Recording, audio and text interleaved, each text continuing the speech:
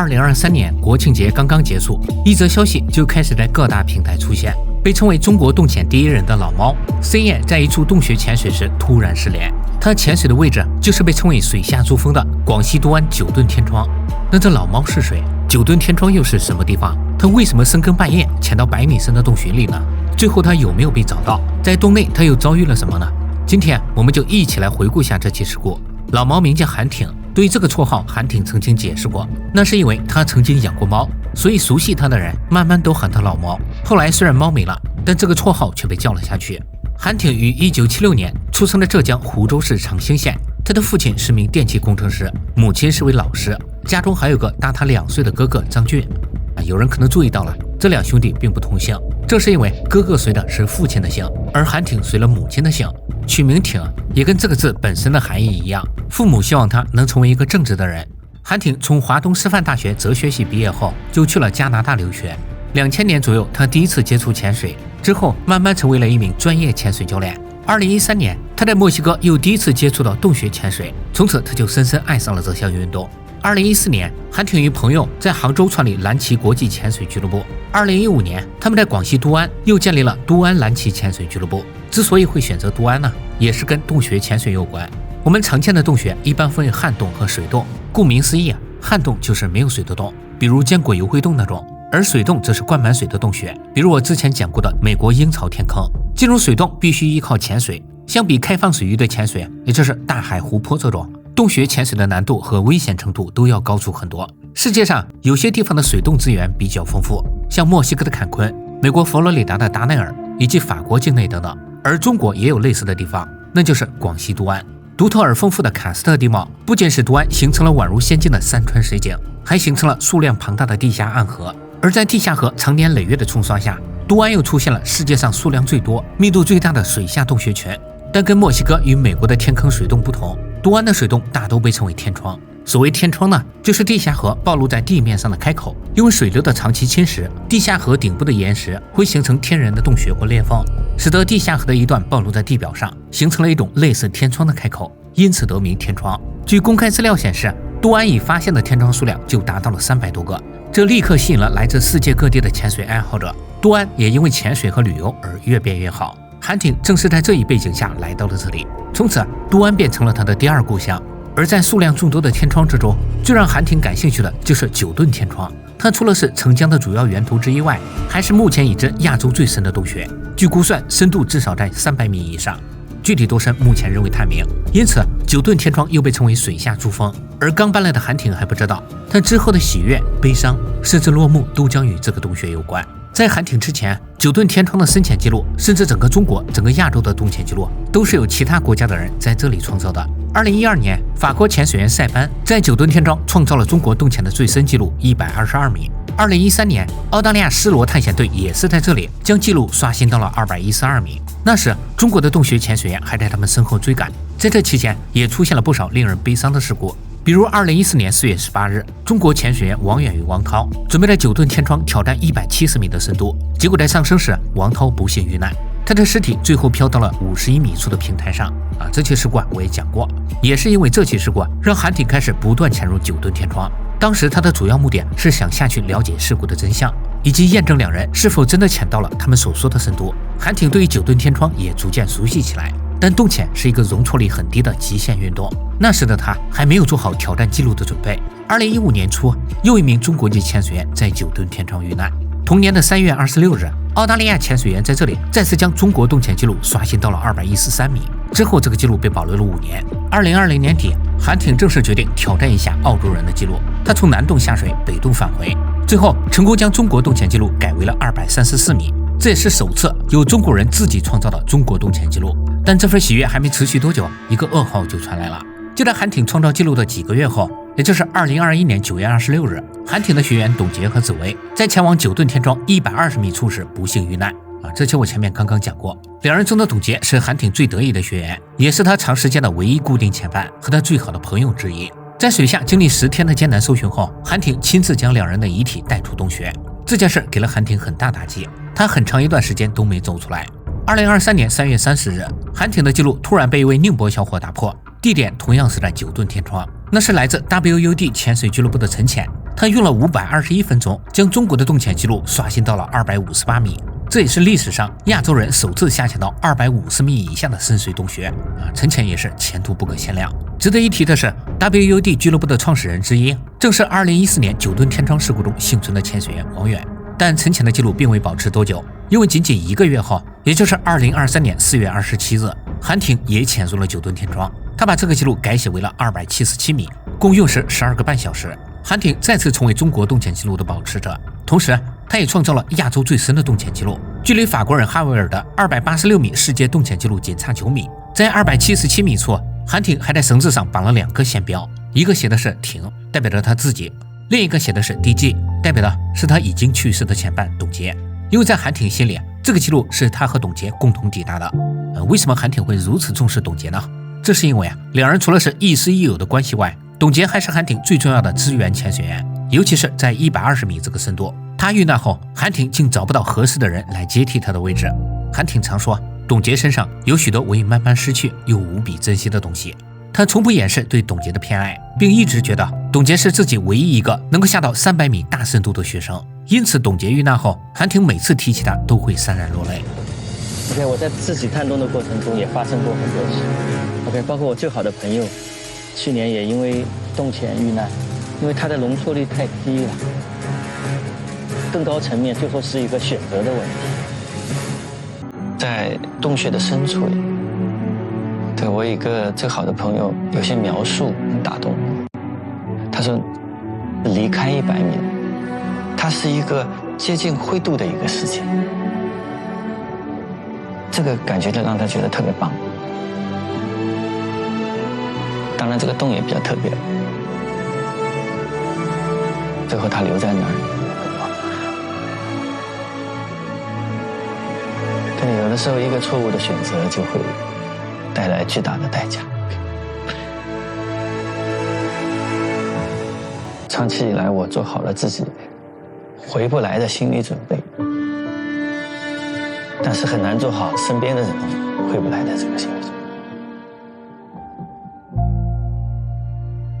世上总会有猝不及防的再见和毫不留情的散场，这是韩挺对好友董洁离去的回答，但无意间也成了他对自己命运的预见。在创造277米的记录后，韩挺又立刻为冲击300米做起了准备。如果成功的话，他将直接刷新世界洞潜记录。不过，韩挺也向师傅和俱乐部的朋友表示，如果能够突破300米，这将会是他最后一次大深度洞穴潜水。未来他想把精力更多放在水下科研和教学项目上。韩挺原本下潜的时间是2023年9月26日，因为那天恰好是董洁的忌日。可到了9月后，韩挺身体有点不适，所以他又把计划推迟到了10月12日晚上。这样升水的时间恰好是13号白天，而13号是董洁的生日。2023年10月7日下午，韩挺一行人开着皮卡带着装备来到9吨天窗。这天是国庆节的最后一天，距离他挑战300米的日期还剩下5天。但在那之前，他需要多次潜入洞内做准备工作，比如搭建减压帐篷、放置减压气瓶、备用气瓶什么的。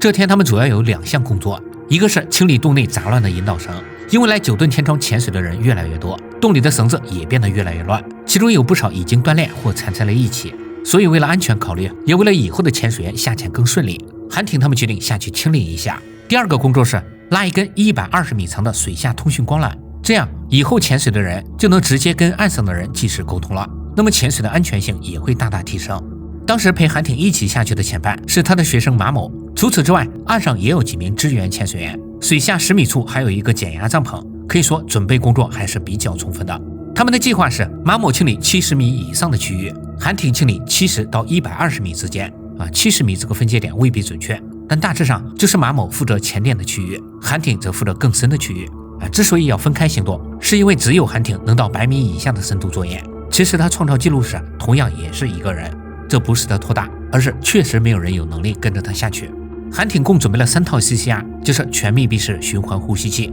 其中2套他随身带着，第3套则放在了50米处的石壁上。这3套 CCR 再加上备用气瓶，可以支撑他在水下停留近20个小时。当然，这里面减压时间占了绝大部分。晚上8点19分，韩挺与马某开始入水，马某从入口开始往下清理，韩挺则一路向洞穴深处游去，而他这一走竟成为了永别。其实从北洞入口到120米这条路线，韩挺已经来回游过不下100次，再加上他刚刚创造了277米的记录，所以当时谁都不觉得他会在这个深度出事。因为韩挺去那儿就像各位到楼下取个快递那么简单。按照计划，所有工作在3个小时内就能全部完成。韩挺返回洞口的时间也应该是11点19分左右。可马某在11点升水后发现，韩挺的灯光一直没有从水下出现。考虑到他可能多工作了一会儿，再加上韩挺身上的气体够多，所以一开始大家并未担心。慢慢的，时间来到了10月8号凌晨，这时距离韩挺应该升水的时间已经过去差不多1个多小时了，但他依然没有上来。这时众人才觉得不对劲，因为这不像是韩挺的风格。他是一个很有计划性的人，上次在277米时，他其实再多花1分钟下潜就能打破世界纪录，但韩挺就是忍住了。现在竟然延迟了1个多小时还没有上来，所以他很可能出事了。马某与朱某赶快穿好装备下去找，他们来到了50米处的平台后，发现韩挺的第3套 CCR 依然挂在石壁上，这说明他还在下面，否则他肯定会把装备收走。可因为所剩的气体已经不多，两人只得开始减压上升。等他们回到岸上时，已经是凌晨2点，距离韩挺计划的升水时间已经过去3个小时。有人提出过报警，但警方过来后，出于安全考虑，应该会禁止下水的。而马某等人还不想放弃，他们觉得或许还有奇迹，于是赶快分出2人回县城拿气瓶。等气瓶拿回来并安装完毕后，时间已经是早上的7点多了。这时距离韩挺失联8个多小时，但马某和朱某还是跳了下去，两人顺着安全绳一路往下找，可一直下到了70米，还是没有看见韩挺。因为当时的马某已经是24小时内第4次下水了，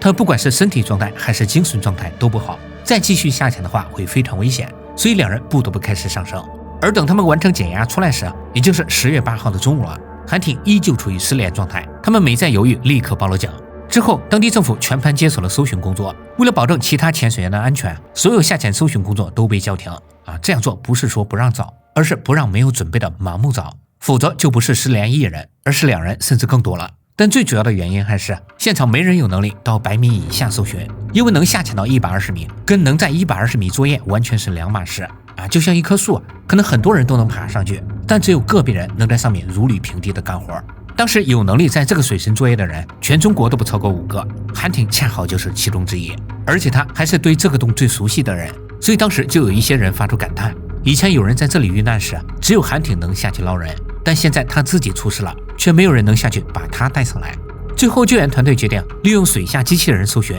，2年前找董洁时没有用上，现在却不得不用了。在等待机器人到来的时候，时间来到了10月10号，这天是韩挺的生日，他与董洁的生日只差3天。韩挺的哥哥在北洞边的台阶上放了一个蛋糕，蛋糕上涂抹着蓝色的奶油，代表着韩挺最熟悉的水。奶油上写着生日快乐，去你想去的地方。10月11号，2台机器人被送到，都安县政府立刻委托操作员让其中1台下去搜寻。他们仅用了1个小时就发现了疑似目标，靠近后确认，那正是已经失联3天的韩挺，位置在北洞下120米左右的一个缓坡上。现场的人看到后心里都顿时一惊，因为2年前董洁遇难时去的也是这里。韩挺所在的位置有块凸起的石头，但并不是往常的那样把它卡住了，当时的情况更像是韩挺失去意识后落到了这里，那块石头正好拖住了他身后的信号发射器，也就是说这块石头非但没有卡住韩挺，反而还阻止了他进一步坠向洞穴深处，否则的话韩挺可能永远都找不到了。所以从某种意义上来说，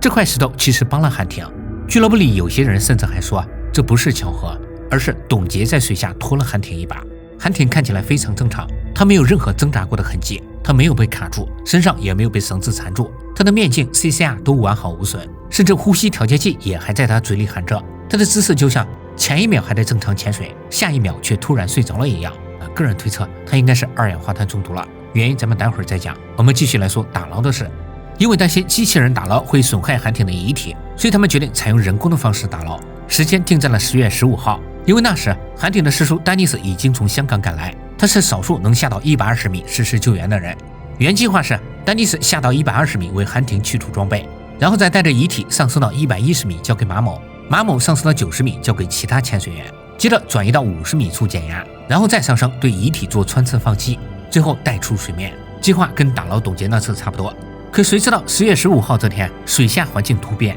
之前的一场降雨让9吨天窗的能见度陡然变差，水流也极不稳定，整个打捞过程进行得非常凶险，最后也没有成功。看到这种情况后，都安政府不希望再有人因此陷入危险，所以他们决定还是改为机器人打捞。但会更改方案，以最大程度的保持韩挺遗体完整。在韩挺遇难的18天后，也就是10月25号上午，打捞工作正式开始。一大一小2台机器人同时下水，大的机器人从水域较宽的南洞下去，它将主要承担拖起韩挺的任务，而稍小的一台从北洞下去，它负责清理韩挺附近的通道，以避免上升的过程中遗体或机器被绳索缠住。之后2台机器人开始在水下互相配合，大机器人用机械臂从下方拖入遗体，另一台机器进行穿刺放气以及稳定工作。他们模仿潜水员的速率开始往南洞一侧移动，然后再顺着南洞一路上升。终于在当天下午6点33分，被困在水下18天的韩挺终于离开了洞穴。10月26日，韩挺的遗体被送往核磁室火化，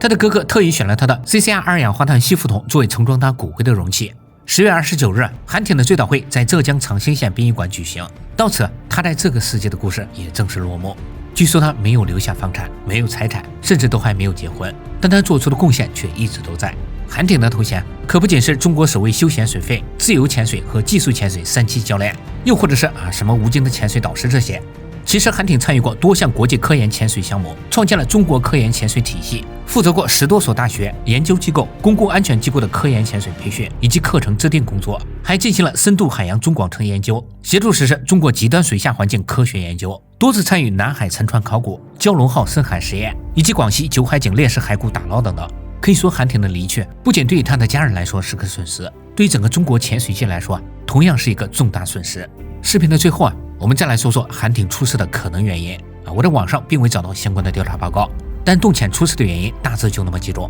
比如气体耗尽、呼吸器故障、淡麻醉或者是高碳酸血症等。韩挺这个气体不足肯定是不存在的，从后续报道来看，呼吸器故障应该也不存在，所以可能的原因就剩后面2个了，就是淡麻醉或高碳酸血症。先说这淡麻醉，它又被称为淡醉或马蒂尼现象，之前的视频里有不少人问过，这里再简单说下。当潜水员潜水时，随着深度的逐渐增加，他们吸入的氮气会越来越容易溶解入人的脂肪组织和神经组织，然后使人产生兴奋、反应迟钝、注意力下降，甚至是幻觉等症状就跟人喝醉酒时差不多，所以它又被称为马蒂尼现象。但潜水员是否会出现淡醉跟酒量无关，而是跟潜水员的身心状态和身体素质有关，而且你无法预测它什么时候会出现。目前淡醉并没有特别好的预防方法，所以现在的潜水气体中，氮气逐渐被其他不易溶于人体的惰性气体所替代。但熟悉韩挺的人都说，他对淡醉的耐受程度很强。虽然不能说他就绝对不会出现淡醉，但相对于高碳酸血症来说，淡醉导致他遇难的可能性更低。而所谓的高碳酸血症，也就是常说的二氧化碳中毒，我之前讲过的戴夫南非洞潜事故以及挪威普鲁拉洞潜事故都是属于这一类。是否会患上高碳酸血症，跟潜水员在水下的情绪、水下的动作强度以及他们使用的 CCR 有关，就是全密闭式循环呼吸器。在一般的水肺潜水中，潜水员通过气瓶吸气后呼出的二氧化碳都是直接排入水里的，而 CCR 不同，它有一个循环回路系统。CCR 的种类有很多，但原理上大体一致。我们就以这款为例进行介绍。在使用 CCR 时，潜水员呼出的二氧化碳并不会排到水里，而是会被呼吸器重新回收做净化过滤。装韩挺骨灰的那个二氧化碳吸附桶就是过滤时的关键装备。过滤后的气体会跟氧气以及其他稀释气体再次混合到一起供潜水员吸入，这能大大节省潜水员的用气量，进而让潜水员在水中待得更久。但使用 CCR 也有一定的风险，也是受目前技术限制的原因。如果二氧化碳的过滤系统出现故障，又或者是潜水员因为恐慌或者是动作过大而导致呼吸频率升高，那他呼出的二氧化碳量就会超出 CCR 的过滤上限，然后过量的二氧化碳就会被潜水员吸入肺部，在深水时，这些二氧化碳又会加速溶进血液，当到达一定量后，就会出现所谓的二氧化碳中毒，它会导致人出现反应迟钝、昏迷、意识障碍，甚至是呼吸骤停或心脏骤停的情况。而韩挺被发现时的状态就很像是这个导致的，因为他没有过任何挣扎痕迹，就像是突然睡着了一样。可因为没有相关的调查报告，这里我们也只能这么推测了，真实的情况或许更为复杂。好了，那本期视频到这里就全部结束了，感谢各位的观看，我们下期再见。